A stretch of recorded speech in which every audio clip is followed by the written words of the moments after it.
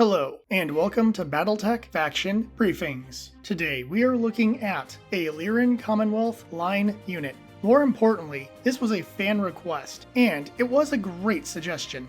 They were once called the Boston Regiment, and later the Mud Wrestlers. Today, we are talking about the 8th Donegal Guards.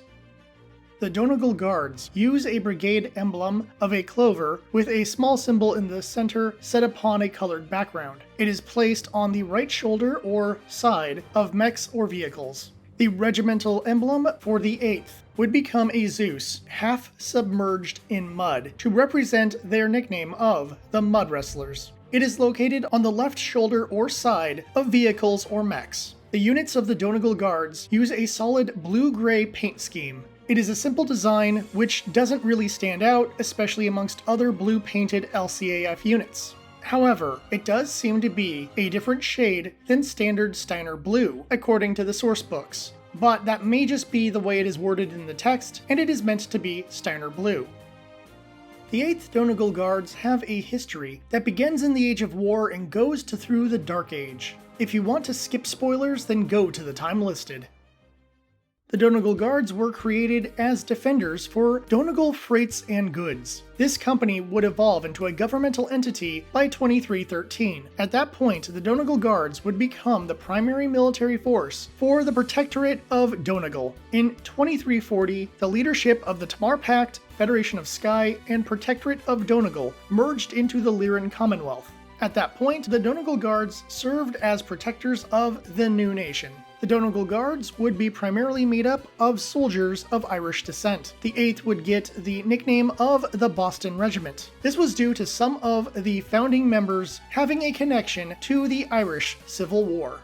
During the time of the Star League, the Donegal Guards would grow in prestige and be the second best equipped unit in the Lyran Commonwealth, behind the Royal Guards. The Guards would gain respect from their strength of leadership and the strategies they used, rather than political connections. Avoiding the usual social generals of the Lyran Commonwealth, the 8th were an odd unit, as many of their soldiers were also made up of Rimworld's Republic citizens. This made them unique, and they were usually stationed in regions that did not border the Rimworld's Republic. They would be moved into territory near the Rimworlds when they could be used as a media tool. Obviously, they did not get involved in the Ameris Civil War. In 2765, the 8th were stationed on Port Mosby. This would be their main base for years to come. There would be 11 regiments in the brigade at this time, but by 2786, there would be 17 regiments, and after gaining some SLDF troops, there would be 20 regiments in the Donegal Guards Brigade, just before the outbreak of the Succession Wars. In the First Succession War, the 8th were put to the test as the Draconis Combine attacked the world of Port Mosby several times over the course of the war. The Guards were able to hold the world, but by the end of the First Succession War, they were down to 34% effective. The interwar period would not be enough time for the 8th to get back to full power. However, they would become an assault weight unit, but still be at 87% effective prior to the beginning of the Second War. The Draconis Combine would once again begin a push into the Lyran Commonwealth. This meant more attacks on Port Mosby. The 8th would take a beating from the DCMS, and Port Mosby would fall, alongside Balkan, Kessel, Ryde, Skondia, and Vega, as the Combine war machine began their push toward the world of Skye. By the end of the war, the 8th Donegal had been brought down to 27% effective due to the sheer power of the DCMS. They would be sent to Buckminster in hopes of rebuilding the unit. The world was controlled by the Draconis Combine, so this was a mistake, either by the LCAF or the writers. It is possible that the Lyrans had control over Buckminster. However, Buckminster would not remain with the Lyran Commonwealth for very long, and it would be taken by the Draconis Combine in the early part of the Third Succession War. This would be part of a continuing DCMS push into the Skye region of the Commonwealth. Despite this, the 8th would be able to rebuild after being removed from the DCMS warpath. In 2895, the Draconis Combine would finally attack Skye. The 8th Donegal Guards were sent in with the Narhal's Raiders, as well as 12 armor and infantry regiments to protect the world of Skye. They were to assist the 17th Skye Rangers, who were still holding the world despite the odds. The 8th would gain a new nickname during an early battle. They fought the Combine forces near Cooper's Creek. The battle turned into close combat fighting on the wetlands. After that, the 8th Donegal Guards would be nicknamed the Mud Wrestlers. The combined Lyran forces would struggle to hold the world, and the DCMS eventually broke their defensive lines. A risky attack was decided, and 2 sea skimmers from the local militia were armed with tactical nukes. Then they were sent to destroy a dam behind enemy lines. One of the skimmers was destroyed, but the other made it to the dam and destroyed it, causing horrible flooding that hurt both friend and foe alike. After 11 months of hard fighting, the Draconis Combine forces would get routed, but at great cost to civilians and the Lyran forces. It was noted that the 8th committed several atrocities during the fighting, including killing prisoners and destroying Combine field hospitals. Due to this behavior, the 8th would no longer be allowed to wear service braids on their dress uniforms. This would be a dishonor that would push the unit into improving their conduct and battle capabilities. In 3025, they would be stationed on Severin as a veteran assault weight unit. They were stationed there in order to protect the world during a major cleanup project that was needed after a nuclear power plant exploded near the end of 3024 due to damage taken during a battle where the LCAF were able to liberate the world. Operation Götterdämmerung was the opening strike by the Lyran Commonwealth against the Draconis Combine. The 8th Donegal Guards would be the first wave on the former Lyran world of Moritz. The world was defended by the 5th Sun Zhang Academy cadre, which was weak due to having recently sent off graduates to join other DCMS units. The 8th tore through them, and by the time the 5th cadre fled, half their forces were either captured, wounded, or dead. Their next mission was on Stanzak, a world that had been taken by the Combine in the First Succession War. In October 3028, the 12th Donegal Guards would attempt to take the world and battle 20 regiments of local conventional forces. However, in December, the 9th Pesht Regulars and 13th Rosselhog Regulars counterattacked. The 12th had taken heavy damage by the time the 8th arrived to provide support to their brother unit. The efforts of the 2 Donegal units were able to keep things at a stalemate for a time. The Donegal Guards would finally get the edge when 30 conventional regiments and the Tier Regiment were sent out to provide support. However, the DCMS were also taking time to reinforce their troops and fortify their positions. The Tier Regiment led the charge by fording a river in order to attack the Combine defenses. They defeated 2 companies of the 9th Pesht Regulars. Combat engineers would start building bridges so that more troops could join the Tier Regiment. By the time a battalion of the 9th Pesht arrived to try to take the position back, they faced overwhelming numbers and had to retreat.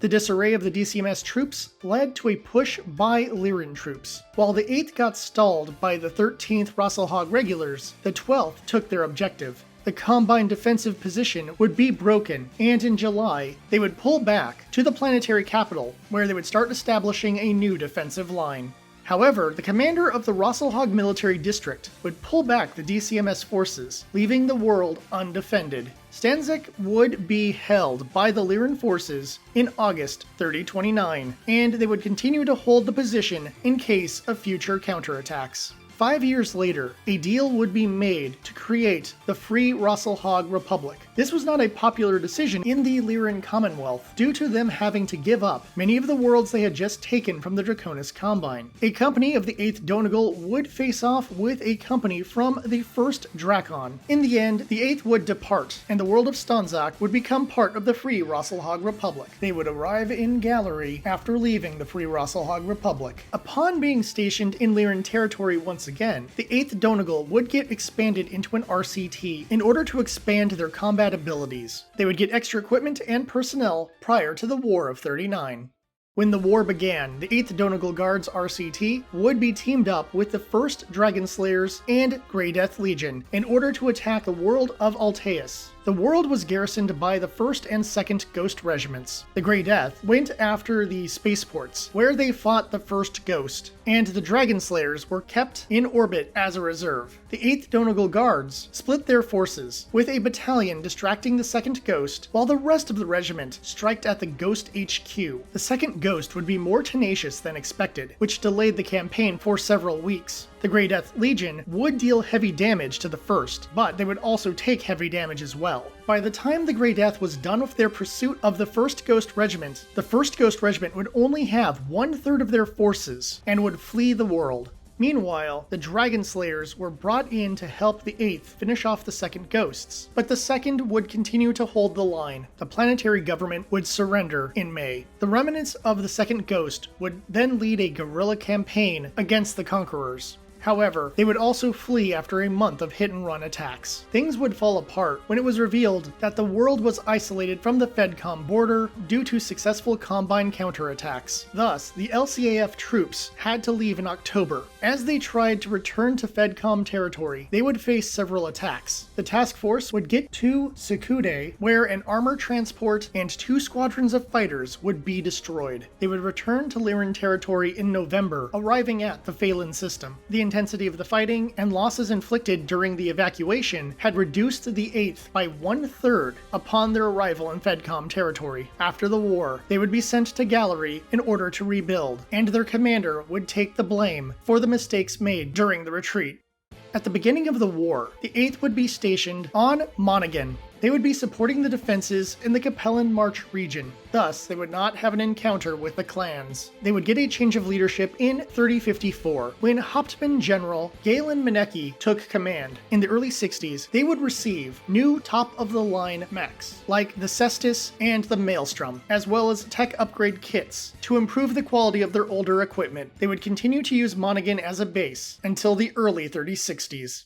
It is no surprise that the 8th Donegal Guards would choose to be a loyalist unit. They were preparing to leave Monaghan for Alcyon at the beginning of the war. However, they would get priority orders and be transferred to Cathil in order to support the 8th FedCom RCT. They would be joined by conventional forces from Galitzin, made up of an armored unit and 2 aerospace wings. The Battle of Cathil would be one of the largest and harshest fights in the entirety of the Civil War. They would face off with the Cathil Capellan March Militia and the 1st Capellan Dragoons. The extra aerial forces were not enough to gain air superiority, but the 8th Donegal Guards were still able to make landfall. They would advance to the planetary capital in order to meet up with the 8th FedCom. Their combined might pushed back the Allied forces, but the Cathil CMM would be able to hold back the Loyalists, while the 6th Syrtis Fusiliers arrived to provide support. More than that, Marshal Nathaniel Hussick arrived with several more conventional regiments in order to bolster the Allied forces. The Loyalists would go on the attack, but winter weather would divide their forces, and the 8th FedCom would endure heavy damage from the Cathil CMM. Meanwhile, the 8th Donegal were delayed by the weather. In May, the Loyalists were able to make progress as they nearly broke the Cathil CMM, but the 5th Davian Guards would arrive to continue the fight. Then, in 3064, the 8th would attempt a rear line attack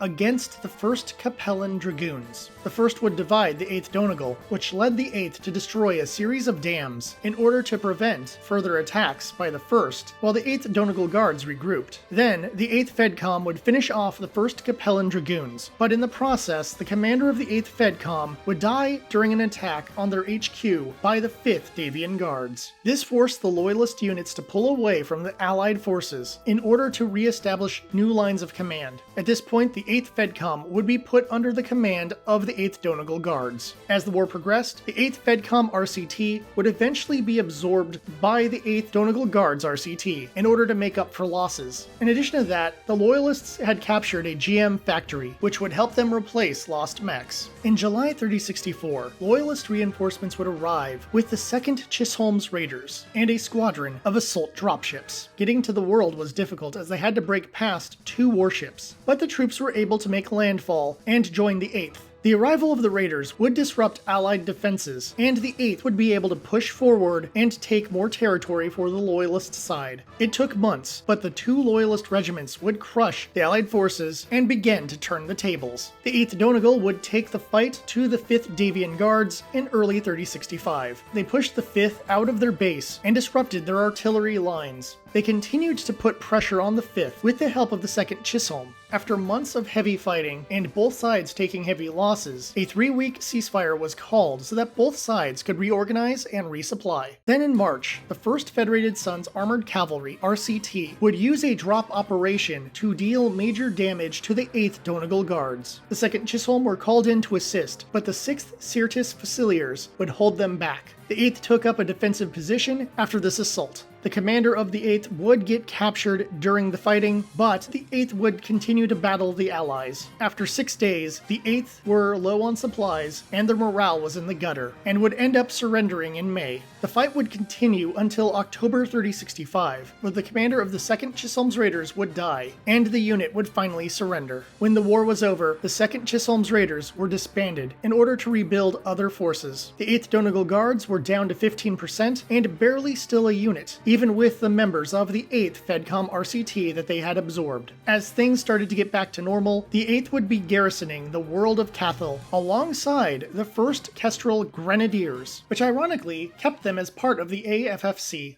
During Operation Thunderstrike, the Capellans would attack Cathal. In 3069, the Death Commandos would strike at the orbital factories. This would soften up the defenses of the world, allowing the Capellans to raid the planet on the continuing campaign towards New Syrtis. The 8th would have to face off with the power of the Death Commandos 3rd Battalion, Warrior House Daidachi, and the 2nd McCarran's Armored Cavalry. It was believed that the 8th Donegal were destroyed during this assault due to their weakened state and the overwhelming numbers of enemies. However, the Capellans did not stick around, as their mission was to disrupt defenses when going towards their main target. Unfortunately, this would give the Word of Blake the opening they needed to attack the world. They would destroy the orbital shipyards, and use both chemical and nuclear weapons to rid the planet of any threat. This would cause the total destruction of the 8th Donegal Guards, RCT.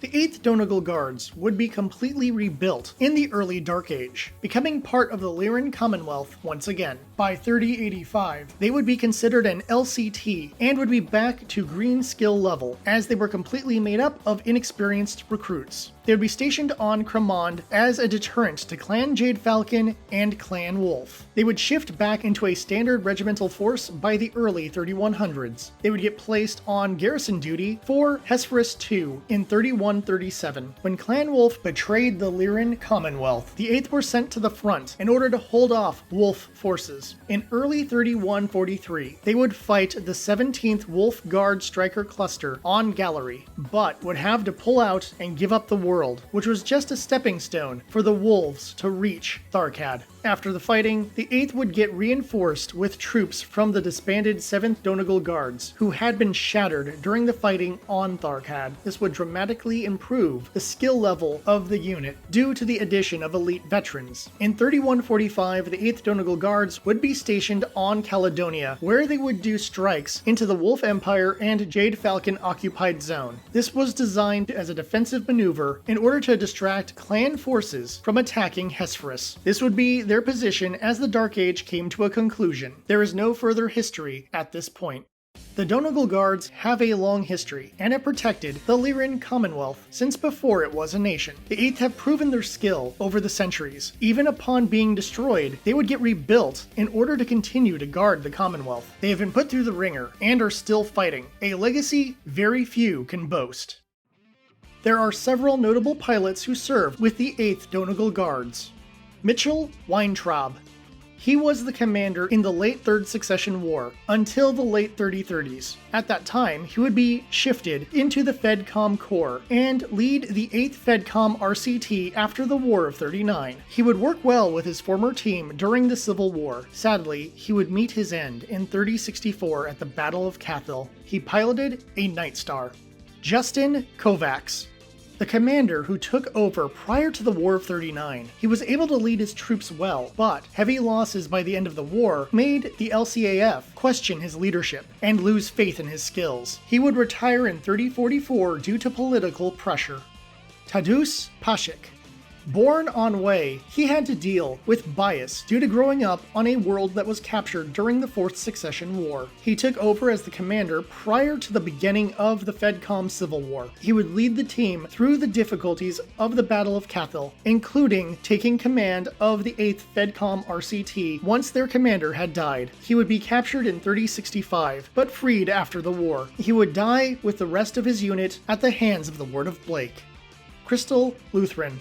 She served during the War of 39 and would be credited as the first person to shoot down a Hatamoto Chi. The mech was salvaged by the Draconis Combine, and she would then take down 2 more over the next few days. She would believe that each one she shot down was the same unit. Sadly, after 7 days of fighting, she would be killed by a PPC shot to the cockpit by a Hatamoto Chi. She piloted an Archer.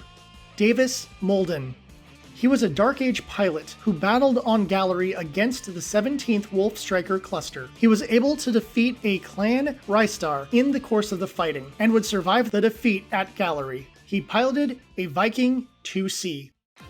The 8th Donegal Guards are a standard Lyran Commonwealth unit, even going as far as to begin as a heavy and then become an assault. Insert Steiner Scout Lance joke here. They also became an RCT by 3040 and would be down to an LCT in 3085. This gives them plenty of support options throughout their history and different ways of deploying the unit on the battlefield. The primary strategy for the 8th is to use their heavy and assault weight units to draw enemy attention, then hit the enemy from the flank or the rear with their fighters and faster units. This strategy has mixed results, as they have taken heavy beatings throughout their years of service to House Steiner. No matter the era, they would have a full complement of transports and top-of-the-line equipment, even having 75% Star League level gear by the beginning of the Ward of Blake War. They are a very strong team, but they have some traditional bad Steiner leadership. That aside, the 8th Donegal stand out due to their aggressive nature and usage of heavy firepower.